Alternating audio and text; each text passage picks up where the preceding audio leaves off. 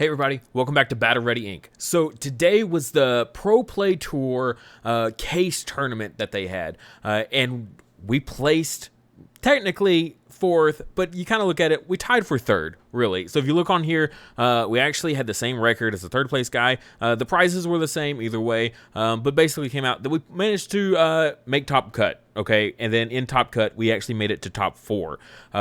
Crazy day. We were playing yellow hybrid. This is a yellow hybrid purple mix, but it's got a few different things that you wouldn't normally see in there. Okay, so hopefully the thumbnail probably gave it away a little bit. We'll see. But crazy day. So my matches were blue hybrid round 1. I lost 0-2. This guy, probably one of the best blue hybrid players I've ever played against. They played it perfectly, and honestly, both games came down to one turn off, and I was going to take it. I mean, that's literally how both of our games went. They were super close, super close. Round 2 was a mirror match. I took it 1-0 in time. Yes, we went to time, and we were still in our first game. We just recovered a whole bunch. We both Susanoed to reset our deck, and we still almost decked out. It literally came down to they had to go for it because I think they were about to deck out, so they just went for it, and but still had one card left in deck, and so they couldn't quite clear me, but they could still draw on their following turn, so they were going to take it on their next turn.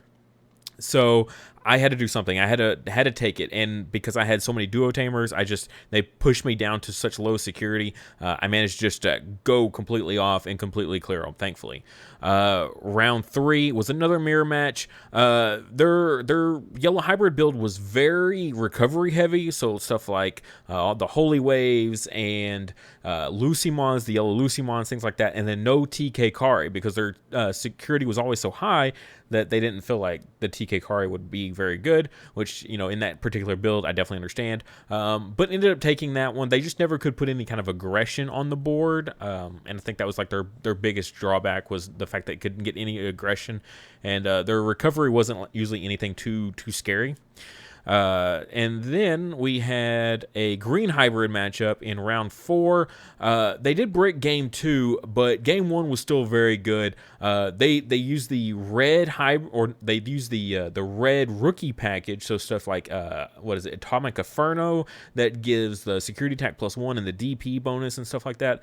So was able to do some really good aggressive plays. But again, the duo tamer is just sitting on board. If you can't clear yellow and you work them down that low, they're just gonna generate so much advantage. I think multiple turns in a row I started at like 7 memory because you have the memory fixer and then 2 duo tamers. Yeah, and so they could never just quite finish it, so managed to take that one. Red hybrid took this one 2-0 also. This one was also a clutch. Okay, literally from game 1, turn 2, I think I was just on the edge of my seat. Like, I don't know what's gonna happen. I never know when I gotta worry about blitz. I was always playing around the blitz Emperor Ghazimon, right? So you never knew. I was always having to make sure that I had enough security to handle in case he blitzed me. But we managed to take it both games really close. And then our last game in Swiss was another blue hybrid player. I can't really remember this one. It was a long day. I did take it 2-0 as well, though. And then we had Top Cut. So barely managed to make Top Cut. Top Cut was 8.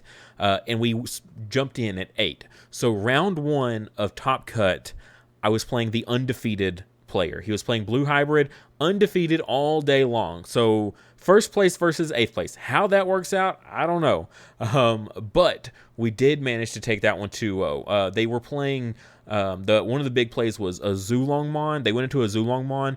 They had this big, huge field out of all these rookies and level 4s and stuff. Zulongmon swung with like 3 checks in total. First check was a Schwartz and completely cleared their field. And just after that, I just went off and took it.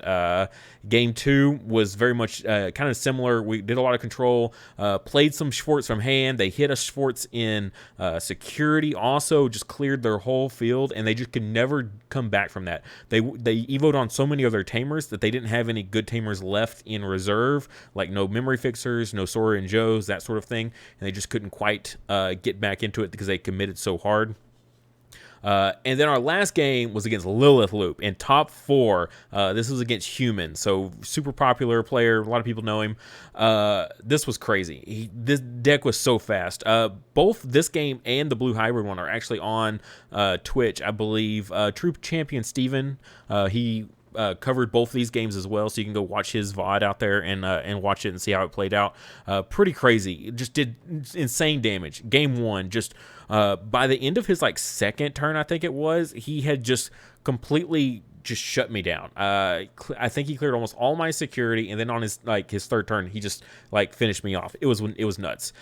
Game 2, it was more of a kind of control the board sort of thing, like you do with yellow security, and just kind of out resource them, and just finally got them in a position where they couldn't finish me off, and my duo Tamers set me up so high that I was just able to take. He just conceded, and we went to game 3 before he even let me play it out, but I had plenty on board anyway to take it. And then game 3 was nuts. It was so back and forth, and literally he had one card left in deck.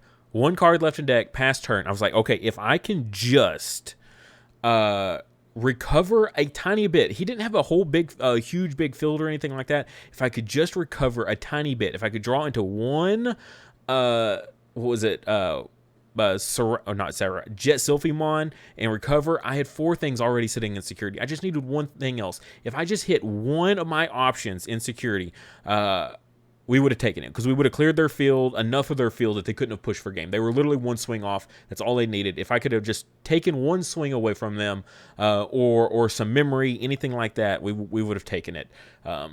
Super close. Very, very fun and exciting. I was exhausted. Long day, but let's go ahead and get into this deck profile. Also, my good luck charm was my Doraemon, handmade out of clay by my wife. If you want to get one of these guys, check our Etsy link in the description below, and you can get one of these. Also, all of our old previous memory markers we've had on the channel, you can order those through our Etsy as well.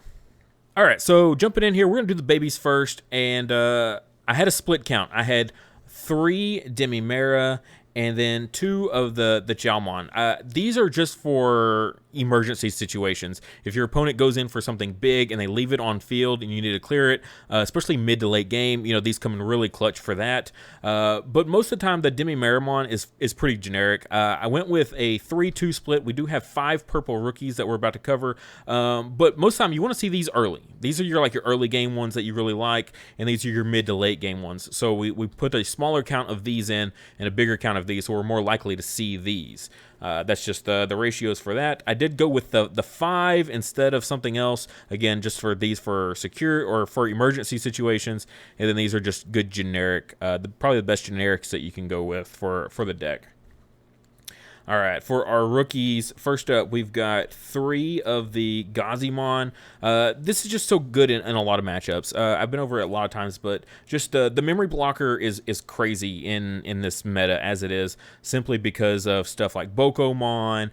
Blue Hybrid is hugely popular, and they have a ton of cards. You don't want to hit any kind of Hammer Sparks or Ice Walls in security. Also turning off their Howling Memory Boost, thing like that. You hit blue hybrids so hard, but you also hit lots of other hybrids. Any hybrid deck playing Bokomon, you hit really hard. Also against Lilith Loop, this put in a tremendous work amount against Lilith Loop, because a ton of that deck gains them memory. So really awesome card for that.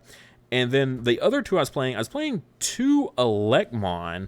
I know some people were playing Tapermon. I was playing Tapermon at first, but that extra draw is okay, but it's not as directly impactful. Sure, your hand advantage gets a little bit better, but directly impacting the state of the game with these guys is so powerful. So blocking or blowing up memory blockers, so you just crash these into security, like with your Demimeramon, and you pop your Bokomon, your opponent's Bokomons, their memory blockers, because sometimes that comes up where it gets in the way of some cards that we've got in here. Our Bokomons, of course, as well as you can pop the memory reduction blockers. Those are a little less common, but there's tons of different things we can hit, as well as just hitting whatever rookie is on field. Just taking your opponent down an extra swing is really solid off of just a rookie. I mean, a control rookie is really powerful. And then to go with the purple cards, go ahead and show the purple options here. We've got for the Schwartz. I've been over this card 100 times. This is the best card of BT7. straight up, this is the best card in BT7. It is literally won me more games in BT7 than any other card out of any other deck. Yeah, truly incredible card. Just a huge equalizer, especially in this deck. You play really slow. You play lots of Tamers out, just kind of building and building and building, and then you just drop one of these from hand when your opponent starts to go wide, and you punish them for going wide. Also, we do an insane amount of recovery in this deck, so we like to pull all of our other cards out of security and have an increased chance of recovering these into security, so they're more likely to get hit. If you saw the match in top 8, this card put in insane work in I think in both matches, but really in the blue match, this card really came alive and was insanely good. All right, now the big spice card. This is the big one right here. We got 2 Jack Raids. So this deck had 2 flex spots that I've been working with, constantly trying to figure out what I wanted in these 2 flex spots. I tried Holy Waves. If they were ever in hand, I never wanted to play them. It just never felt that good to play them from hand. If they hit in security, it was okay. It wasn't always that impactful, but it was a little something. That's why I played them, was just because they worked really good in security. But again, they were really dead in my hand, so I dropped those. I tried the Blinding Rays. I didn't really like the Blinding Rays, honestly, because most of the time I'm playing that on my turn to lower my security. In the mirror match, it's like, okay, well, let me get my Duo Tamers live here on the next turn. But the thing is, my opponent would see that, oh, well, your security is lower than mine now, so I have no reason to hold back, and they would just go off, right? So I never really liked playing Blinding Ray all that much just to trigger my Duo Tamers, which is like a big common play.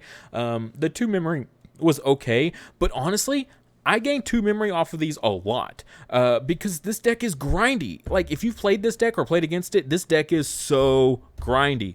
Getting your getting your trash up to 20, not that difficult. Getting it up to 10 is still very, very difficult, or very easy. Sorry, not difficult. It is very easy. So this is just a Hammer Spark. This is just a Hammer Spark in another deck. We all know how good Hammer Spark is. It's an incredible card. It's a huge playmaker, absolutely. Also, this gets hit in security. We gain 2 memory. The opponent never expects this. Trust me, the opponent never expected to hit this in security, and were at a loss for words when they did. It was awesome. Absolutely wonderful. And only 2 copies, but again, we do such an insane amount of recovery that we do have a good chance of actually putting these guys in security.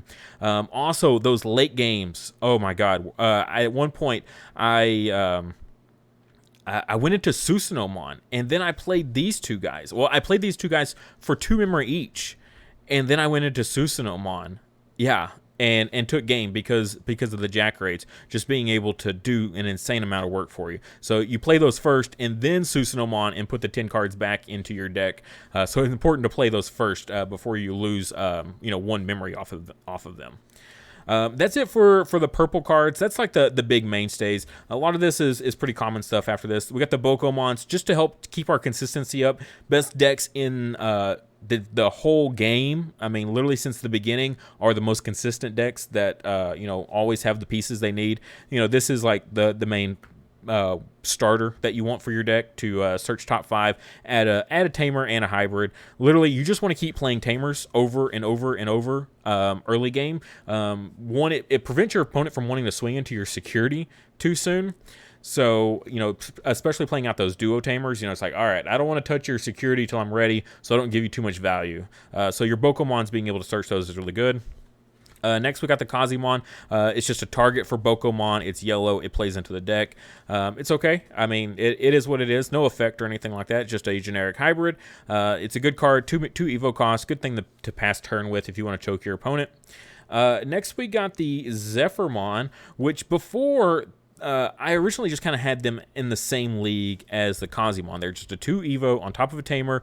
We can hit them off the Bokomons. I almost never really got to play their effect all that much because I was always playing my Zoes and pulling my hybrids out of security. So I never really had hardly any Digimon in security to trigger to get value off the Zephyrmons. But bumping up the purple package has definitely improved that. So if you're playing the purple package, especially at a 5 or 6 count, you're going to get a lot more value off these Zephyrmons. So I actually saw some really good pluses off of these guys. Just opponent swinging in and, you know, hitting a Bokomon that's at 11,000 DP. Yeah, that's crazy. An 11,000 DP Bokomon is a massive hit to swing into. So was really, really impactful. Jet Zephyrmon, one of the best level hybrids, level 5 hybrids in the game right now. 1 cost Evo most of the time. Recovery 1. This just keeps you alive. You're just stalling and stalling and stalling a lot of times, and this is just one of the big important ways to do that for the deck. So just to help you stall out until you can get into something of use. This is a card that I changed up recently. I was running the Angelmons for more recovery. Early game, Angelmon is dead, okay?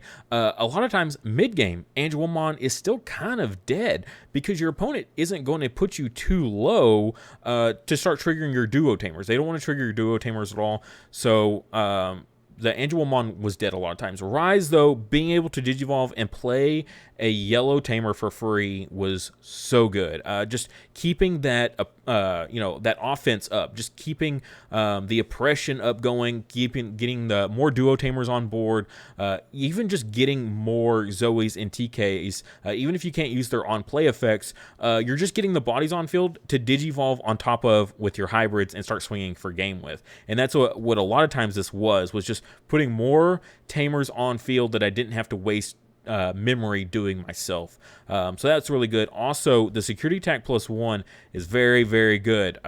So many games where you're just like, okay, I've cleared my opponent's field. They have no Tamers. They have nothing in raising. They've got 4 security. I could maybe go for game here if I get enough, on board. I could push for game way earlier than I thought I could. And that Rise Greymon really helps with that security attack +1. And another one that actually combos really great with him is the Seraphimon. So I went back to BT1 Seraphimon. I know a lot of people have been jumping on the new promo ones. So you get the recovery 1 on Evo and then a recovery 1 on deletion. If I need more recovery, I go for Dynaswan, right? Dynaswan is what I need to play when I need to go into defense, because that's just going to get me value turn after turn after turn. As long as I can keep recovering and staying in that sweet spot, Dynaswan is going to just net me so much more advantage than the promo Seraphimon. So I don't need that. I need offense. Okay, I don't need more defensive megas. You could also argue maybe Shine's a good, board clear, that sort of thing. But again, he's not like an offensive push. Yeah, he's got a massive DP, but he's not, doing a whole bunch of checks or anything like that. So I went with the Seraphimon just for the security attack +1. In this format, he almost never dies. He almost never, ever dies in security. 10,000 is plenty fine for all the hybrids, all the massive amounts of Tamers that you're going to face against. He's fine. 10,000 is plenty. You go on top of Rise Greymon, you're swinging for 3 security checks. He is almost like a pseudo Susanomon, right? He's doing the same amount of checks as Susanomon. Really, really powerful stuff here. I really, really like this. He put in a lot of good work for me today. I don't know what else to say. I would stick him to the board, and my opponents would just put everything they had into stunning the Seraphimon over and over. All the blue hybrid decks, none of them wanted to deal with him because I would have like a Ghazimon on board, shutting down all their Hammer Sparks in security, and then I've got this Seraphimon just raring to go, just to do multiple security checks turn after turn. And so they spent so much resources in stunning him constantly. So yeah, he definitely like him for just the offensive capacity of him. And it's just that a 2 of is all we're playing at. And then our last megas, I'm playing 2 Dynaswan. No, I am not playing any Shine. The green hybrid player I went against, they played the tech. I've heard the Argomon that suspends Tamers and they can't unsuspend. They played it, okay? If I was playing a Shine deck, I would have lost to that guy, okay? Just straight up, he would have blown me out and I would have been toast. So I don't want to play into cards that can be countered so heavily. Shine Greymon can be countered really, really kind of rough. Also, you're forced to suspend all of your yellow Tamers, so then if you Evo into any of your hybrids, they're going to be suspended. If you Evo to pass turn, whatever. So they're going to be suspended for your opponent just to swing over, that sort of thing. So I wasn't really a big fan of Shine, but Dynaswan is a great defensive card. You don't really ever need to use his when Digivolving effect. Occasionally I did, if I literally had nothing in hand. Okay, if I needed hybrids, I knew I could push for game like on a following turn if I had enough hybrids in hand. So I would go Dynaswan effect only in those very, very rare instances. So I had a big field of Tamers, no hybrids in hand. I'd go Dynaswan just to go digging for more hybrids to push for game on a following turn. Also, great for setting up the trash for the Susanomon, because everything you don't pick goes to trash. So that's pretty good value also off of that. So any Tamers you hit, they all go to trash and just set up for the Susanomon plays also. But that's the only time you ever really want to use that effect. Mainly, you just Digivolved in this guy to pass turn. If you're sitting at 4 security, that's the prime time to go into him. And you'll just sit there and recover. So again, we're playing a lot of removal options in this deck, so getting a higher chance of putting those removal options in security is very important. So I really like the Dynaswan for our defensive mega. Next up, we got just the 2 Susanomons. For the most part, this card is kind of awkward. Since we don't have Mega Digimon Fusion anymore, he requires a tremendous amount of setup to go into to swing for game. There was plenty of times that we did it. As long as you got your TK for your Memory Fixer, and then you're sitting on a couple of the Duo Tamers there to put you up to 7, and then you can go into Susanomon and swing for game. Also with the Jack Raids, Jack Raid coming in really clutch with Susanomon, making that play happen extra easy. So go into Susanomon with the help of the Jack Raids. Also, very, very powerful stuff. But he's not really our closer, right? We don't need him to close. He is cool for those the end of game, late game closers. He's really good for. But any other time, he doesn't really fill that slot very well. He's just a nice form of removal, as well as refilling your deck. If you play the yellow mirror match, those games go long. Those games go so long, and being able to recover 10 cards back into your deck to keep from decking out, that came up a lot. Like a lot. That just recovering back into my deck was almost more important than the offense that he puts out and the removal that he puts out. So pretty interesting card for sure. But a 2 of, I played him at a 1 of when I only had the 1 copy for like a week, and I really missed the second one, mainly because if he gets hit in security or something like that, or again you recover so much, you have a higher chance of recovering him into security. It feels really, really bad. To see him get hit in security, and you don't have a second copy anywhere in your deck. Next, we got the 1 Reinforced Memory Boost. It's just a really good card. There's a reason it's at 1. It's so powerful. Just reveal 2, add 1 to your security, add 1 to hand. It's like a pseudo search card. It gets hit in security. It goes to field also. Gaining 3 memory is huge. Compared to the other memory boost cards, gaining 3 is just so massive. Again, your Memory Fixer, that's 6, a Jack Raid, that's 7, boom, that's Susanomon. There's tons of different ways to do it, but another way to gain memory is also pretty nice. And in some clutch situations where you really just need the recovery, and this is like a good way to get it, and you get a pick, so you can have a higher chance of getting like a removal option off of this hit and throw that into security and stop your opponent, or throw a Tamer in there, and your opponent will be like, okay, well, I can swing in there, I don't have to worry about dying because it's just a Tamer, and you're like, another Tamer on board, let's go. Next, 3 Wyverns Burst. I originally just had 2. And because of the alternate build I went to, I have a ton amount of recovery. With the Seraphimons and the Dynaswan, we do so much recovery that it's almost like a pseudo security control deck. We've got 4 Schwartz, we've got 2 Hammer Sparks, and then we've got 3 Schwartz, or 3 Wyvern's Breath here. So that's 9 different options that can hit in security and be insanely impactful. Just crazy impactful for these to get hit in security. I won so many games, or kept myself alive for another turn to win because I had so much options in security that just punished my opponent. So 3 Wyvern's Breath. Also, some stuff you just got to clear. In the mirror match, you've got to clear the Dynaswan. If you want to start pushing for for game, they cannot have a Dynaswan on field. Most of the time you're not going to put enough pressure on board to clear all their security and win. It might take you 2 or 3 turns, so you got to clear the Dynaswan to take care of that, as well as just any other big threats. If your opponent puts a Susanomon in your face and it passes turn, you've got to have a Wyvern's Breath in hand to be able to deal with that Susanomon, or else he's about to rock your world on the following turn. So I did go with the 3 of. I bumped it up. I dropped 2 of the 2-cost TKs. So I dropped those completely from the build, and I added in 1 Wyvern's Breath, and I forget what the other card was I added. It might have been the second Susanomon, or maybe somehow fitting in that Jack Raid. I can't quite remember. But yeah, so 3rd Wyvern's Breath actually felt really, really good. I actually did like the 3 over the 2, just because I could get a little bit more like haphazard with playing it, and also had a really good chance of hitting it in security.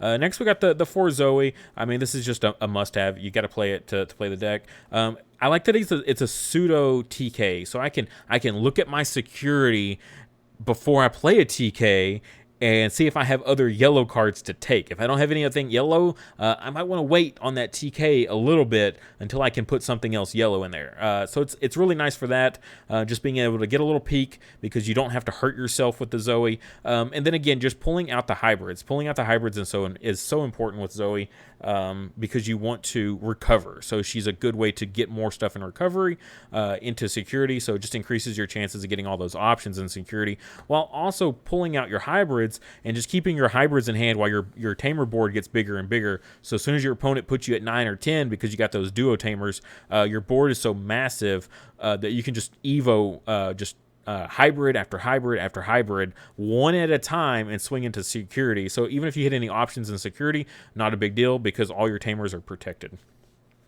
Next, I went with the 4 duo tamers. I've talked about them like through this whole video. They're so good. They're so powerful in this format. That felt so good. Just like my favorite turn 1 plays are just playing these. Like turn 2, I play a TK Kari. Turn 3, I play a TK Kari. If you saw I think it was the match against the blue player, I had like 3 of these on field. I just kept playing them. I was like, they're not going to swing because I'm putting TK Kari on field.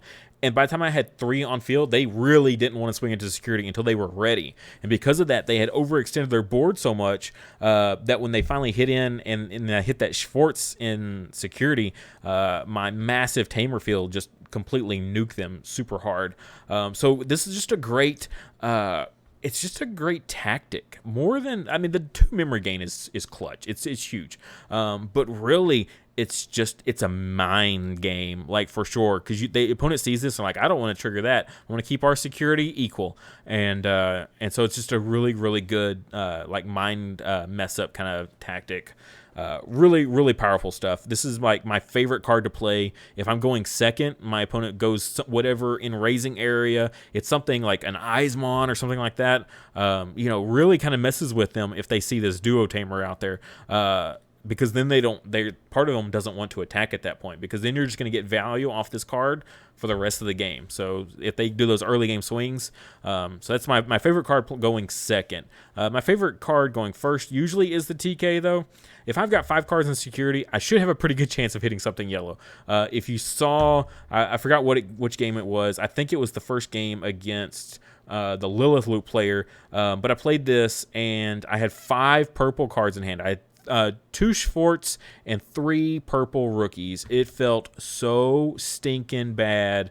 Like, I don't think that cost me the game. Like, that game was pretty...